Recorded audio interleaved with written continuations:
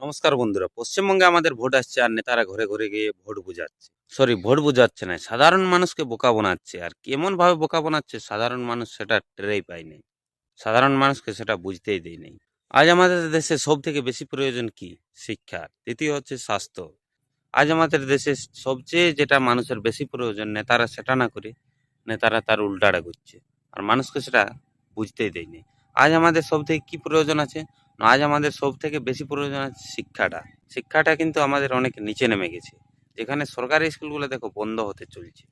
দ্বিতীয়ত সব থেকে বেশি প্রয়োজন যেটা হচ্ছে স্বাস্থ্যের।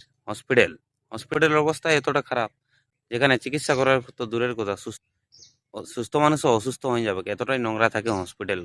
বন্ধুরা দেখো, সাধারণ মানুষকে শিক্ষা দেয়নি। কেন দেয়নি শিক্ষা? কারণ শিক্ষা যদি দেওয়া হয় তাহলে কিন্তু সরকারের যে ভুলগুলা সেগুলা সবই তোমরা বলতে পারবে, সেগুলার উপর তোমরা প্রশ্ন করবে।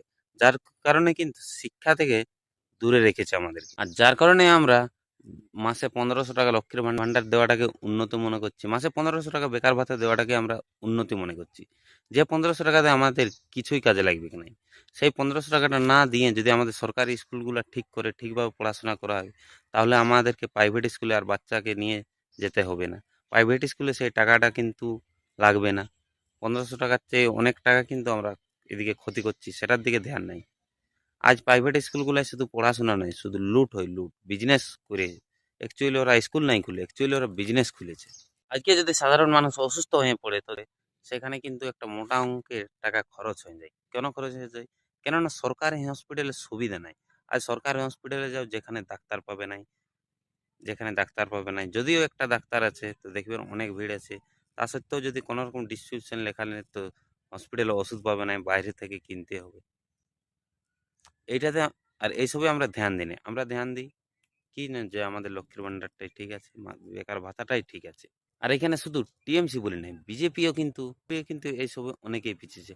মানে দেশে আমাদের কোনো নেতাই শিক্ষার আর হসপিটালের নিয়ে কোনো চিন্তাই নেই। বিজেপি তো সিধা বলেছে যে আমাদের ধর্ম বিপদে আছে। ভাই, বিপদে ধর্ম নাই, কি বিপদে আমরা সবাই আছি। ধর্মের নামে শুধু ভোট নেওয়া হচ্ছে, হিন্দু মুসলমান করাই তাদের কাজ। অ্যাকচুয়ালি বন্ধু, হিন্দুরা কি সত্যি বিপদে আছে নাকি এটা নেতাদের চাল?